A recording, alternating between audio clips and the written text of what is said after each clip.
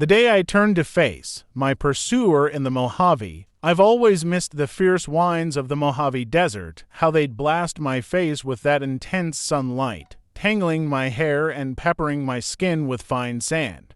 I longed for that unmistakable scent of the vast, open valley and the sight of sunlit cacti casting long shadows in the fading light. Standing here, I can see the old ranch house where I grew up with its weather-beaten fences and dusty windows.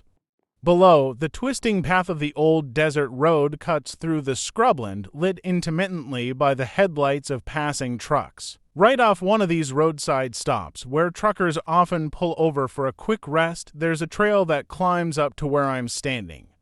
It's an easy trail to miss, neglected and overgrown, but it leads up to this ridge where I've come to settle old scores from years of running and hiding. As I look out over the desert, soaking in perhaps my last sunset here, I know he's close. He's always been just a step behind my relentless shadow, and sure enough, there he is. His form appears at the curve in the road, bent and slow, struggling with each step. Time hasn't been kind to him, and neither has this long pursuit.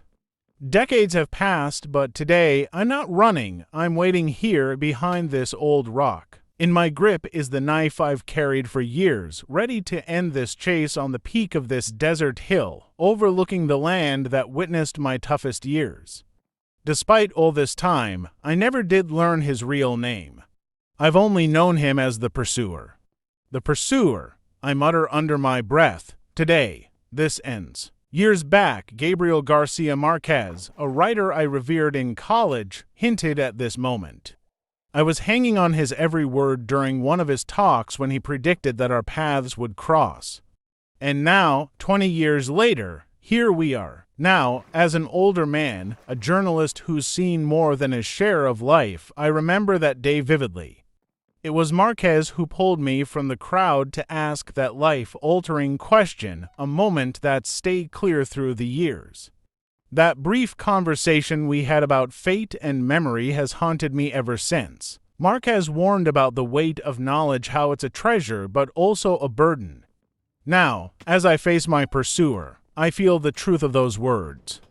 This final standoff was destined from the start, and I'm ready to break free from this cycle of chase and evasion. As I prepare to confront him, all the stories, the evasions, the hidden truths, they all converge here, at this decisive moment. Here, on this ridge overlooking the Mojave, it all ends. As he limped closer, every step he took stirred the dust around his worn boots. The setting sun cast long shadows, making his approach seem almost spectral. We were mere meters apart when he finally stopped and leaned heavily on his cane, staring up at me with eyes that held decades of weariness. The Pursuer, I whispered again, the knife firm in my grip. It ends here. For a moment, he just looked at me, and in his gaze, I saw not anger or resolve, but a kind of resignation. It was as if he too had known this day would come, as inevitable as the dusk that swallowed the desert around us.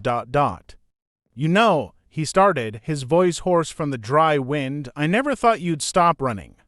I tightened my hold on the knife, ready to end years of flight. I'm tired of running. Aren't you tired of chasing? He chuckled, a dry, rasping sound that seemed to blend with the whispering sands. Maybe I am. Maybe this is where I wanted you to bring me. To the place where it all started. Why? The question came out sharper than I intended, driven by years of pent-up fear and confusion. Because, he said, pausing to catch his breath, this isn't just about you or me.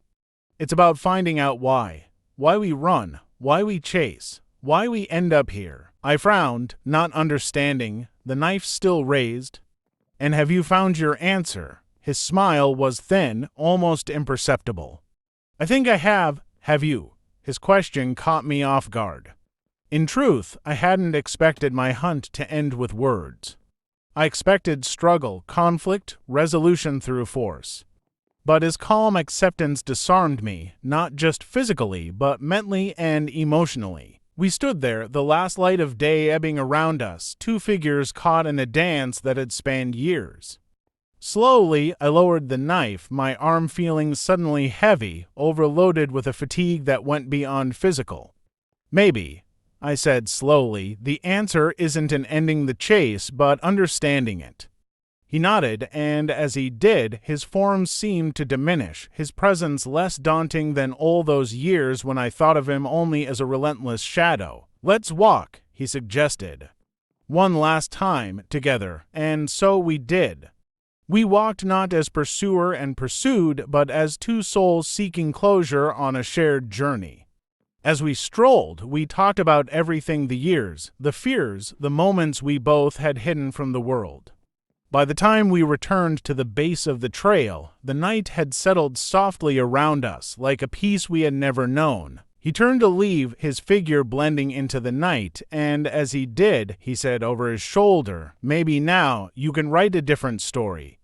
Watching him disappear, I realized that perhaps the story I needed to write was not one of evasion or confrontation, but one of reconciliation with my past, with my fears, and with the shadow that had driven me all these years. Here, in the quiet of the Mojave, under the expanse of a starlit sky, I felt a weight lift, an old narrative end, and a new chapter softly begin.